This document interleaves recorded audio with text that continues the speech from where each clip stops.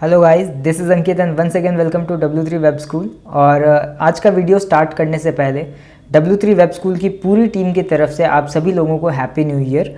और इस साल भी हम लोग काफ़ी सारा हेल्पफुल कंटेंट जो है इस चैनल के ऊपर लाने वाले हैं। ठीक है, काफ़ी सारे इंपॉर्टेंट ट्यूटोरियल्स जो बिगिनर या फिर जिन लोगों को थोड़ा सा भी एक्सपीरियंस्ड है उन सभी लोगों के लिए काफ़ी ज़्यादा हेल्पफुल रहने वाला है। सो मेक श्योर कि आप हमारे चैनल के साथ जुड़े रहें और आप हमारे चैनल को सपोर्ट करें। ओके, सो एसयू सीरीज़ के इस पर्टिकुलर वीडियो के अंदर हम लोग डिस्कस करने वाले हैं robot.txt फाइल के बारे में। गाइस, robots.txt फाइल क्या होती है और एसईओ के पर्सपेक्टिव से ये कैसे एक बहुत ही इम्पॉर्टेंट फाइल है।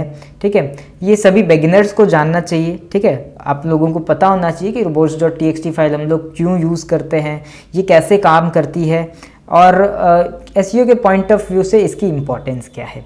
ओके, सो इस वीडियो को हम लोग स्टार्ट करते हैं इसके डेफिनेशन से। Okay, so robot.txt file is a text file. जैसा कि आप यहाँ पे इसके एक्सटेंशन को देख पा रहे होगे कि ये इसका जो एक्सटेंशन है वो क्या है, robots.txt। ठीक है, और .txt जो होता है वो किसी भी टेक्स्ट फाइल को इंडिकेट करता है कि ये एक टेक्स्ट फाइल है। लाइक आप नोटपैड के ऊपर भी कुछ लिखते होंगे। ओके, तो नोटपैड की किसी डॉक्यूमेंट को जब आप सेव करते हो तो उसके ऊपर जो एक्सटेंशन आता है वो कौन सा एक्सटेंशन आता है, robots.txt का। ओके, सो ये एक टेक्स्ट फाइल है। robot.txt file is a text file which tells the crawler which pages it can access। Okay, मतलब कि ये हम क्रॉलर को इस फाइल के थ्रू इंस्ट्रक्ट करते हैं। ठीक है, क्रॉलर्स को इंस्ट्रक्शंस देते हैं कि हमारी वेबसाइट के कौन कौन से पेजेस को हमारा क्रॉलर जो है एक्सेस कर सकता है या कौन से पेजेस हैं जिनको वो एक्सेस नहीं कर सकता है। मेनली हम क्रॉलर्स को जो है इंस्ट्रक्ट कर देते हैं कि कौन से पेजेस को उसे क्रॉल करना है और कौन से पेजेस को वो क्रॉल नहीं कर सकता है। ओके, सो सिंपली हम इस चीज़ को डिफाइन करने के लिए robot.txt फाइल को हम लोग यूज़ करते हैं। ठीक है, और अगर हम इसके एग्जाम्पल को देखें, ठीक है, कि एक robot.txt फाइल में सिंटेक्स कैसे लिखा होता है। ठीक है, और इसे हम कैसे देख सकते हैं कि किसी भी वेबसाइट के अंदर robots.txt फाइल है कि नहीं है।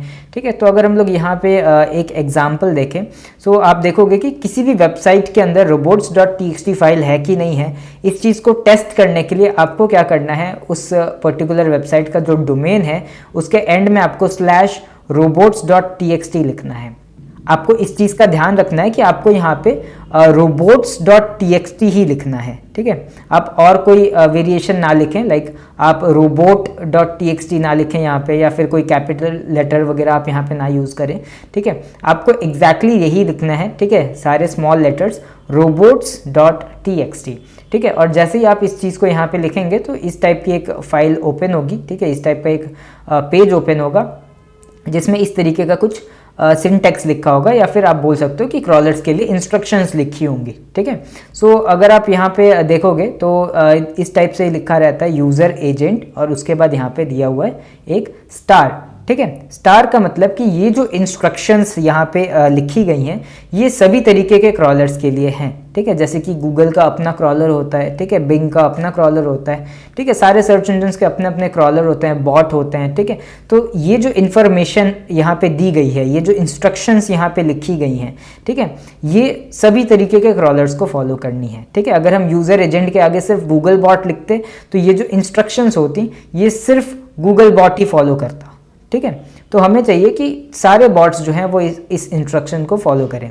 ओके, उसके बाद आप यहाँ पे देखो कि डिसअलाउ किया गया है। ठीक है, तो डिसअलाउ यहाँ पे हमारा जो, अगर आप वर्डप्रेस की वेबसाइट यूज़ कर रहे हैं तो /wp admin जो होता है वो हमारा लॉगिन पैनल होता है। ठीक है, मतलब कि जहाँ से हम लॉगिन करके अपनी वेबसाइट के बैकएंड को मैनेज करते हैं। ओके, सो हम नहीं चाहते कि हमारा जो बैकएंड है वो कोई भी क्रॉलर आके उसे क्रॉल करे एंड सर्च इंजन के ऊपर उसे इंडेक्स कर दे। ठीक है, सो हम ये नहीं चाहते, इस वजह से हम अपने उस प्राइवेट सेक्शन को, उस बैकएंड के जो लॉगिन पैनल है हमारा, हम उसे क्या करते हैं, डिसअलाउ कर देते हैं कि हमारा जो क्रॉलर है उस तक रीच नहीं करना चाहिए, उस पेज को क्रॉल नहीं करना है। सो इसी तरीके से हम यहाँ पे मेनली जो इंस्ट्रक्शंस होते हैं वो आप पेजेस को अलाउ कर सकते हैं, डिसअलाउ कर सकते हैं। ठीक है, सो इस तरीके से हम इंस्ट्रक्शंस देते हैं क्रॉलर को। ओके, सो यहाँ पे आप देख सकते हैं कि कुछ पेजेस को डिसअलाउ किया गया है। देन उसके बाद आप यहाँ पे देखो कि आप साइट मैप को भी अपने robots.txt फाइल के अंदर मेंशन कर सकते हैं। ओके, सो अगर आप यहाँ पे देखो कि साइट मैप का जो URL है वो इस टाइप से मेंशन किया हुआ है, ठीक है। सो मेनली जो robots.txt फाइल होती है वो आपकी वेबसाइट के जो रूट डायरेक्टरी होती है उसी के अंदर होती है, ठीक है। रूट डायरेक्टरी का सिंपल सा मतलब है कि जहाँ पे हमारे सारे पेजेस होते हैं, लाइक आप यहाँ पे देखो कि example.com और /robots.txt जैसे ही हम लिखेंगे वैसे ही हमारा पेज जो है यहाँ पे अपीयर हो जाएगा, वैसे ही जो हमारी robots.txt की फाइल है वो यहाँ पे अपीयर हो जाएगी। ओके, सो इसे हमें अपनी रूट डायरेक्टरीज के अंदर रखना होता है, ठीक है। और इसे आपको cPanel में अपलोड करना पड़ेगा, या फिर अगर आप वर्डप्रेस वेबसाइट यूज़ कर रहे हैं सो वर्डप्रेस में प्लगइन्स के थ्रू काफ़ी इजीली robots.txt फाइल जो है वो जनरेट हो जाती है। सो वर्डप्रेस में जो है आपका काम बहुत ही ईजी होता है। ओके, सो अगर हम यहाँ पे देखें लाइक w3webschool.com के ऊपर, ठीक है। सो अगर हमें देखना है कि w3webschool.com के ऊपर robots.txt फाइल है कि नहीं है, सो हम क्या करेंगे, सिंपली इस तरीके से हमारा जो डोमेन नेम है, डोमेन नेम के एंड में आके हम लोग इस टाइप से सर्च करेंगे robots.txt। ओके, सो जैसे ही आप ये robots.txt यहाँ पे इस तरीके से लिखते हैं, इसका जो robots.txt फाइल है वो इस तरीके से ओपन हो जाएगा। सो आप देख पा रहे होंगे कि यहाँ पे यूज़र एजेंट स्टार है, देन उसके बाद हमने अपने एडमिन पैनल को एक्सक्लूड किया है यहाँ पे कि हम नहीं चाहते कि क्रॉलर जो है इस पेज को एक्सेस कर पाए। देन उसी तरीके से हमने WP इंक्लूड्स इसको भी यहाँ पे एक्सक्लूड किया हुआ है, ठीक है। एंड देन यहाँ पे आप देख सकते हो कि हमारे साइट मैप का जो URL है, ठीक है, उसे भी मेंशन किया गया है, ठीक है। तो इस तरीके से आप यहाँ पे मेंशन कर सकते हो, ठीक है। कुछ इस तरीके का आप बोल सकते हैं कि सिंटैक्स होता है robots.txt फाइल को, ठीक है।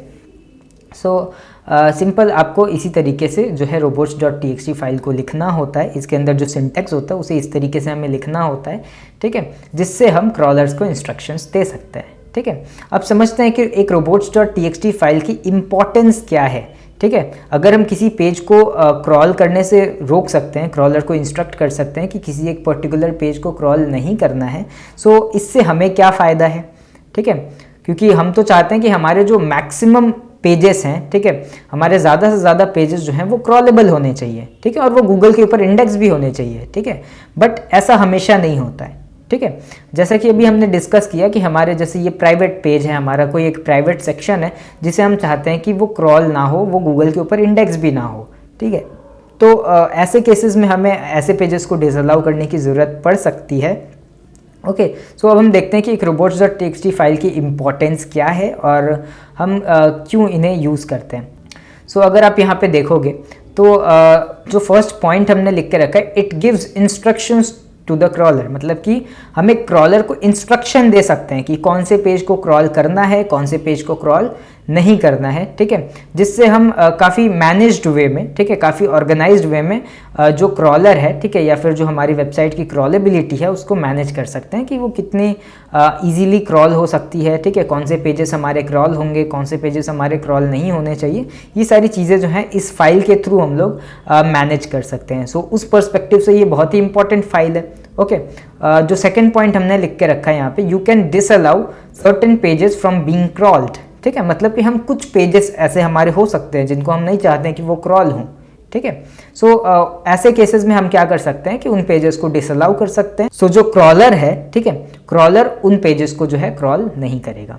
ओके, अब ये हमारे प्राइवेट पेजेस हो सकते हैं, जैसे कि हमने बात की अभी WP एडमिन, ठीक है, या फिर हमारा कोई एक ऐसा पेज है जो अभी आप बोल सकते हो अभी डेवलप हो रहा है, ठीक है, एंड पूरी तरीके से रेडी नहीं है, या फिर कोई भी ऐसा पेज है जो अनवांटेड है, आप नहीं चाहते कि उस पर क्रॉलर जाए, ठीक है। सो आप सिंपली उसे ब्लॉक कर सकते हैं robots.txt फाइल के थ्रू, ठीक है। नेक्स्ट पॉइंट यहाँ पे क्या लिखा गया है, मेंटेन्स प्राइवेसी। मेंटेन्स प्राइवेसी मतलब जब आपकी वेबसाइट जो है वो डेवलपमेंट की स्टेज में है, ठीक है, मतलब कि आप नहीं चाहते कि आपकी वेबसाइट अभी डिस्क्लोज हो, कोई भी क्रॉलर जो है उसके ऊपर आए, उसे क्रॉल करे, ठीक है। सो आप क्या कर सकते हैं, उस केसेस में robot.txt यूज़ कर सकते हैं, ठीक है, कि जब तक मेरी वेबसाइट जो है वो पूरी तरीके से रेडी नहीं है, ठीक है, तब तक हम इसे सर्च इंजन के सामने नहीं रखेंगे। सो वहाँ पे भी आप जो है robot.txt के थ्रू क्रॉलर्स को ब्लॉक कर सकते हैं, ठीक है। एंड मेंटेन प्राइवेसी का जो मतलब है वो आप ये भी बोल सकते हैं कि जो सिक्योरिटी पर्पस से है, हम अपने कुछ पेजेस को जो है क्रॉल होने से रोक सकते हैं, ठीक है। जैसे कि अभी हमने यहाँ पे देखा, जो हमारे WP एडमिन का पेज है, ठीक है, हम उस नहीं चाहते कि वो पेज क्रॉल हो, ठीक है, तो हम उसे ब्लॉक कर सकते हैं। सो सिक्योरिटी पर्पज़ के लिए भी हम काफ़ी सारे पेजेस को वहाँ पे ब्लॉक कर सकते हैं, ठीक है। नेक्स्ट पॉइंट हमने लिख कर रखा है, इट अफेक्ट्स क्रॉल बजट, ठीक है। क्रॉल बजट का मतलब होता है कि कोई भी क्रॉलर आता है किसी भी वेबसाइट के ऊपर, सो वो एक लिमिटेड टाइम आप बोल सकते हो या फिर लिमिटेड मतलब रिसोर्सेज लेके आता है कि वो कितने कितने पेजेस को क्रॉल कर सकता है, कितने रिसोर्सेज को वो क्रॉल कर सकता है, ठीक है। अब इसको आप टाइम भी समझ सकते हैं कि कितने टाइम तक वो रह सकता है, ठीक है। सो ये हर वेबसाइट की जो अथॉरिटी होती है, ठीक है, उसके बेस पे ये चीज़ डिफ़र करती है, वैरी करती है, ठीक है। किसी के हिसाब से जो क्रॉल बजट होता है वो ज़्यादा होता है, किसी वेबसाइट के लिए क्रॉल बजट होता है वो कम होता है। सो क्रॉल बजट मतलब आप समझ के रखिए कि कितने पेजेस को जो हमारा क्रॉलर है वो क्रॉल कर सकता है किसी वेबसाइट के लिए, है ना। तो जब हम अपने अनवांटेड पेजेस को एक्सक्लूड कर देते हैं, डिसअलाउ कर देते हैं, सो जो हमारा क्रॉलर है, ठीक है, उसके रिसोर्सेज जो हैं वो वेस्ट नहीं होते हैं, या फिर आप कह सकते हो कि उसका जो टाइम है वो वेस्ट नहीं होता है, ठीक है, और वो हमारे सारे इंपॉर्टेंट पेजेस को ही क्रॉल करता है, ठीक है। सो अगर वो एक लिमिटेड टाइम लेके आ रहा है, सो उस लिमिटेड टाइम में भी वो हमारे इंपॉर्टेंट पेजेस को क्रॉल कर सकता है, ना कि हमारे अनवांटेड पेजेस को वो क्रॉल करे। ओके, सो क्रॉल बजट भी इससे अफेक्ट होता है, ठीक है। क्रॉल बजट को भी हम ऑप्टिमाइज कर सकते हैं robot.txt फाइल के थ्रू, ठीक है।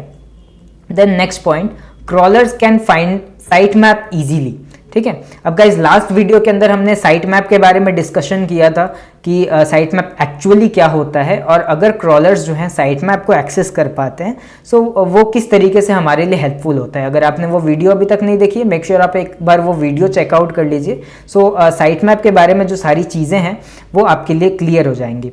ओके, सो क्रॉलर्स जो है robot.txt फाइल के थ्रू साइट मैप को ईजिली फाइंड कर सकते हैं। कैसे?